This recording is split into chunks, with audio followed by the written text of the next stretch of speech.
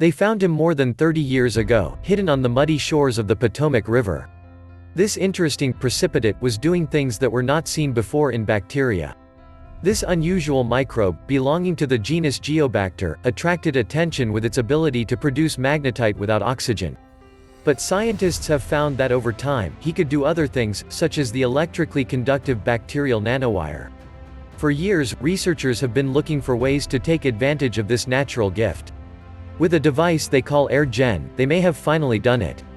According to the team, this device can generate electricity almost from the air. "We're literally producing electricity from the air," says Jun Yao, an electrical engineer at Massachusetts Amherst University. AirGen produces clean energy 24/7. This claim may sound like an exaggeration, but a new study by Yao and his team, it describes how this generator, which gets its power from the air, generates electricity only from the air around it. Everything is possible thanks to the protein nanowires produced by Geobakter G-sulgoreducens that can conduct electricity. AirGen is only 7 micrometers thick and placed between 2 electrodes, but it also consists of a thin layer of protein-exposed nanowires. The nanowire layer exposed to moisture is able to absorb water vapor in the atmosphere, and the device thus produces a continuous electric current transmitted between the 2 electrodes. Research team, he says that the electric charge is probably due to the change in moisture that causes the protons to disperse in the nanowire material.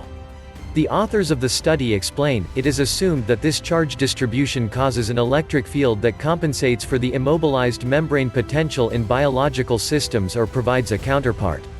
A moisture change that is fundamentally different from what is seen in previous systems and is maintained. It explains this voltage output that is constantly occurring on the nanowire device. Quote, "The discovery was almost accidental. While experimenting with Yao devices, he noticed that the devices transmit the electricity completely to themselves on site. When nanowires made contact with the electrodes in a certain way, I saw the devices generate a current," says Yao. "I found that exposure to moisture in the atmosphere is necessary, and protein nanowires absorb water, producing a voltage change across the device. In previous studies, hydro-tensile strength has been produced using other types of nanomaterials, such as graphene. But in these attempts, electricity that was mostly short-pulsed and lasted only seconds." Quote, "In contrast, the AirGen produced a continuous voltage of about 0.5 volts and a current power of about 17 microamps per square centimeter.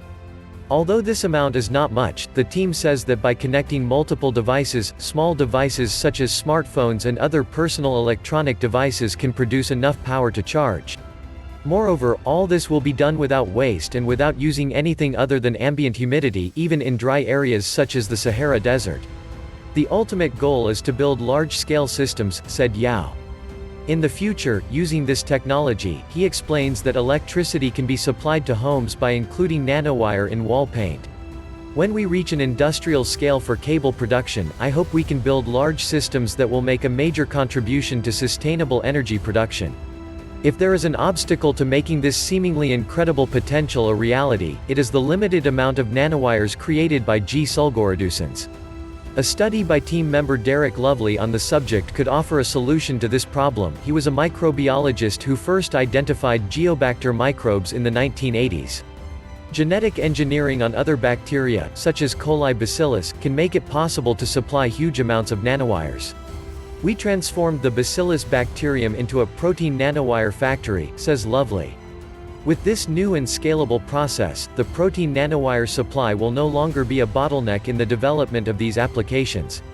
The findings were presented in the Nature Bulletin. Author, Peter Dockrell, Science Alert.